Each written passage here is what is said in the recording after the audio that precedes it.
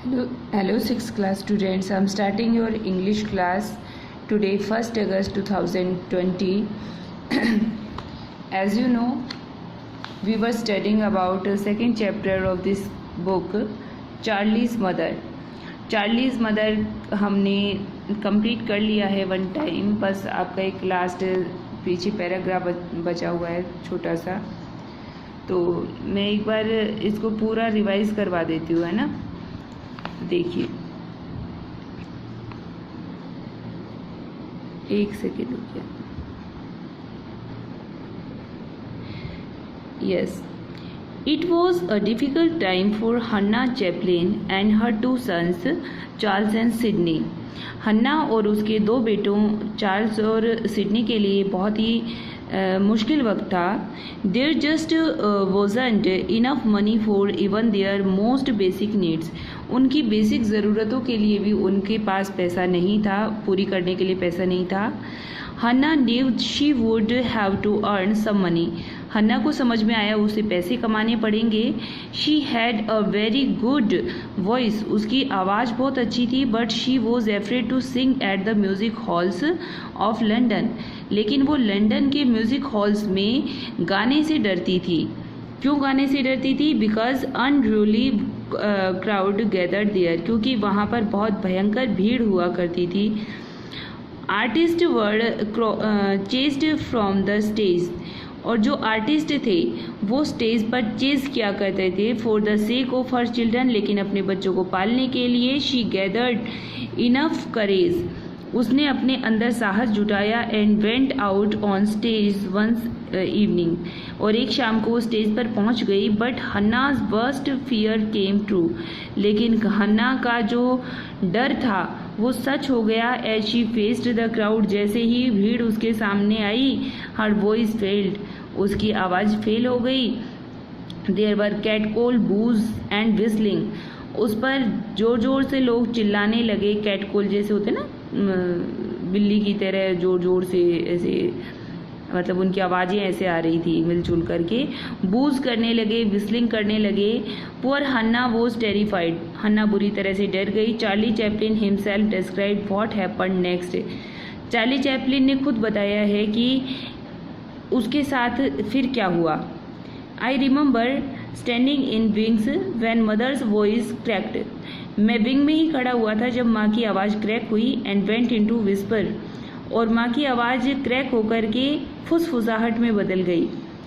The audience began to laugh. Audience हंसने लगे। And make catcalls. और कैटकॉल्स करने लगे।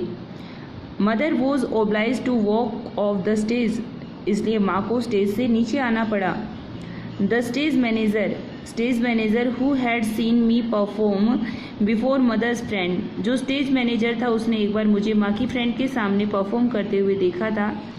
Said something about letting me go in her place.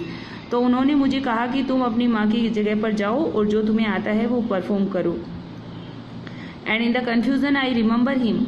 मैं तो बस कन्फ्यूज़न में याद कर ही रहा था कि भाई मैंने ऐसा क्या किया था। Leading me by the hand. तो मुझे वो अपना हाथ पकड़ कर के लेके गए स्टेज पर। And a few explanatory words to the audience. और मेरे बारे में कुछ थोड़ा सा एक्सप्लेनेटरी वर्ड्स उन्होंने बताए, मतलब मुझे एक्सप्लेन किया कि भाई ये कौन है। और living me on the stage alone. और स्टेज पर मुझे अकेला छोड़कर आ गए। And before a glare of footlights and face in smoke. जो स्टेज का जो माहौल था वो कैसा था? नीचे फुटलाइट्स थी और फेस पर स्मोक था। I started to sing well known song. और मैं एक गाना मुझे आता था, मैंने वो गाना गाना शुरू किया। हाफ वे थ्रो, जब मैंने आधा ही गाना गाया था, a shower of money poured on the stage. पैसों की बरसात होने लगी स्टेज पर। Immediately I stopped and announce that. मैंने तुरंत ही गाने को बीच में रोका और अनाउंस कर दिया that I would pick up the money first, कि पहले मैं पैसा उठाऊंगा एंड सिंग आफ्टरवर्ड, इसके बाद ही गाना गाऊंगा। This caused much laughter. इस बात को सुन कर के वहाँ सभी लोग ज़ोर ज़ोर से हंसने लगे। I talked to the audience, मैंने ऑडियंस से बात की, डांस किया उनके सामने, एंड डिड सेवरल इमिटेशन, और जितनी भी जो नकल निकाल कर उनको हंसाने की कोशिश की, including one of mother's singing her Irish march song. एक इरिश मार्च सॉन्ग होता है, तो मैंने माँ से सीखा था, माँ को देखा गाते हुए, तो मैंने उनकी नकल निकाली। And in repeating the coarse in all innocence, साथ में एक कोरस होता है जो समूह गान होता है, मैंने वो भी गाया। आई इमिटेटेड मदर्स वॉइस, मैंने माँ की आवाज़ की भी नकल निकाली जो क्रैक हो गई थी। एंड वॉज सरप्राइज्ड, और बड़ा अचंभा हुआ, at the impact it had on the audience, इसका ऑडियंस पर क्या प्रभाव हुआ। देयर वॉज लाफ्टर, सभी जोर जोर से हंसने लगे, चीयर्स खुश हो गए, देन मोर मनी थ्रोइंग, और ज़्यादा पैसा फेंकने लगे। And when mother came on the stage to carry me off, जब माँ मुझे लेने के लिए स्टेज पर आई, her presence evoked tremendous applause, तो वहाँ पर मतलब वाही वाही होने लगी उनकी। That night was my first appearance on the stage and mother's last, ये मेरी स्टेज पर आने की पहली रात थी और माँ की आखिरी रात थी। Little Charlie lived with his mother and brother Sydney in a small shabby room, एक छोटे से खचपचाहट से भरे हुए कमरे के अंदर चार्ली अपनी माँ और अपने भाई सिडनी के साथ रहा करता था। But Hannah managed to bring some magic into their bleak surrounding, आसपास के लोगों को कुछ मैजिक वगैरह दिखा कर के हन्ना जो थी वो मैनेज किया करती थी, जो खर्चा था उनका वो चल नहीं पाता था ना, तो शी वुड सिंग, वो गा सकती थी, डांस कर सकती थी, and her son and tell, वो उसका अपने बच्चों के लिए, and tell them wonderful stories, और उन्हें सुंदर सुंदर कहानियाँ सुनाती थी। Whenever they got some money, जब उनके पास कुछ पैसा आया, Hannah would take them to the beach, जैसे ही पैसा आता हन्ना क्या करती, अपने बच्चों को लेकर बीच पर जाती, and treat them to cake, और उन्हें केक खिलाती एंड आइसक्रीम खिलाती। One day when there was no money, एक दिन जब पैसा नहीं था, she would look out into the street and narrate stories about the people she saw walking past, तो जैसे वो होते ना नुक्कड़ वाली कहानियाँ, वो लोगों को सुन, नुक्कड़ पर खड़े होकर के लोगों को एंटरटेन करना शुरू किया। Hannah acting skill made a great impression on little Charlie, हन्ना का जो एक्टिंग करती थी उसका चार्ली पर बहुत गहरा असर हुआ। When he became a famous actor, जब वो एक फेमस एक्टर बना, he often said, तो वो प्राय कहा करता था, that it was his mother's skills, ये उसकी माँ की ही कला है, and the sights and sound of London, और ये साइट और साउंड लंदन का है, and had helped him, जिसने उसकी सहायता की in his career as an entertainer उसे बनाने में। हन्ना made some money sewing clothes for people, लोगों के कपड़े सिलकर भी हन्ना ने पैसे कमाए। While Sydney did a number of odd jobs, Sydney जो था वो अलग अलग जॉब्स के लिए ट्राई कर रहा था। Sometimes when the family was in serious need, लेकिन जब घर में कुछ ज़्यादा गहरी ज़रूरत होती थी, the children had to go into the workhouse, दूसरों के घर में बच्चों को काम करने जाना पड़ता था।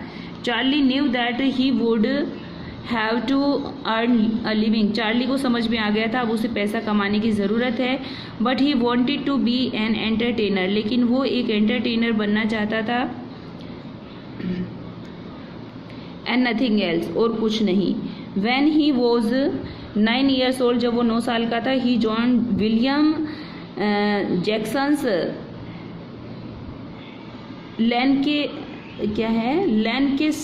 लैंकेस्ट्रे